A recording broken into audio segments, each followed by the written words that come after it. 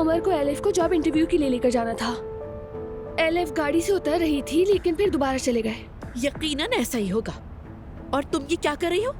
उमर को कॉल कर रही हूँ ताकि वो आए और सब कुछ खुद बता दे। छोड़ो फोन को। ये बताओ कि अगर उनके बीच कुछ हुआ तो क्या तुम्हारे पूछताछ पे बताएगा वो? कभी भी नहीं। तुम्हें खुद ही जाकर देखना होगा उसे। अम्मी, उनके बीच ऐसा कुछ नहीं है। और आप उमर के बारे में ऐसा क्यों कह रही हैं? मैं उमर के बारे में नहीं, लड़कों के बारे में कह रही हूँ। सब एक जैसे होते हैं। ठीक है, वो लोग जॉब इंटरव्यू पर गए थे, तो ये बताओ मुझे अब कहाँ गए हैं? तुमने खुद देखा, घर के सामने आए, आके वापस लौट गए यहाँ से।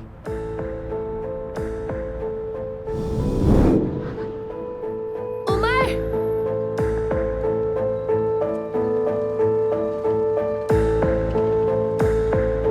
लिपस्टिक का निशान।